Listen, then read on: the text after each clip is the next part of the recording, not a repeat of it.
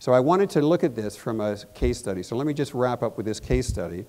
We're going to look at a commercial building that's $25 million with an income rate or cap rate of 6%, so $1.5 million of income.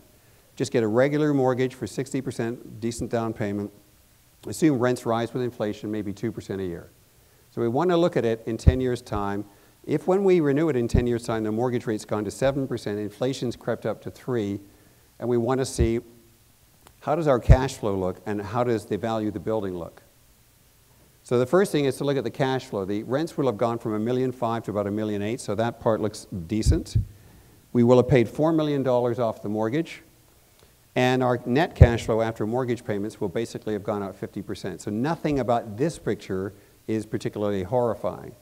But what happens on the price, because cap rates change, is that the cap rate, as you can see, at 8%, means that the building would actually be worth less in 10 years' time than it is today. Now, you still would have built up equity because you would have paid down the mortgage. And your total return would have dropped from, if cap rates stay at 6%, your return is going to be 10% plus net of all costs. It's going to be 7.8% if cap rates go up by 1%, and it's going to be 5 so still positive, but not the same return. But then let's examine what happens with that building. So now what do you do when cap rates are 8%? Because you have some choices. So you've still got a solid building, its revenue has gone up, you just have a more expensive mortgage. So we now want to take a look at what happens when all of these things occur. What returns have we made? We know that's the 5.6%. We were assuming what do the next 10 years look like? Well, let's take a look at the options we have. Our mortgage has shrunk to $11 million, so we have 3 or 4 things we can do here. We can continue to pay the mortgage and let it run for 15 years. This 25 original minus the 10 we're at already. We could increase the amortization to 25 years because we have that option. We could just pay off the entire mortgage because we don't like paying 7%. We could just have other assets or other liquidity that we might have in the pool and simply get rid of that mortgage. Or we could go the other way and take equity out of the property, even though paradoxically it seems like you're taking equity out of the property and mortgage rates have gone up. But let's just see what the cash flows look like. So there's more cash flow if you increase your amortization, right? It goes from $900,000 a year to about $1 million. There's a lot more cash flow if you pay off the mortgage because obviously you don't have a mortgage payment.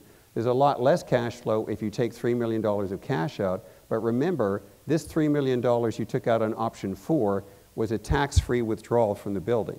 So it's not a bad way to consider the way you want to finance. What do the returns look like? They go from 11.8 down to 10 if you pay off the building, and then they go back up to 12.8 if you actually refinance upwards. So the issue about real estate, again, comes down to a simple one. It comes down to managing the cash flow. So the observations we can make are as follows. Higher mortgage rates will likely mean lower or higher cap rates at some point in time.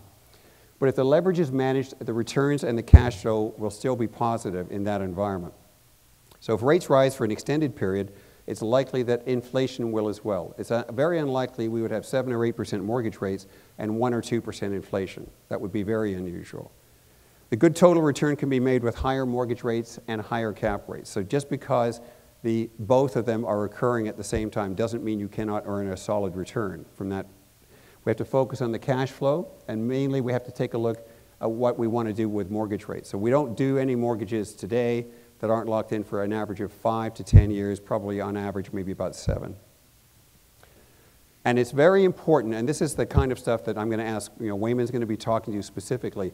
How we manage the asset in an environment like that becomes critical. How we manage vacancies, how we manage the issues of what tenants to choose, how we decide on dealing with CapEx or financing, all have a material impact in the return you get.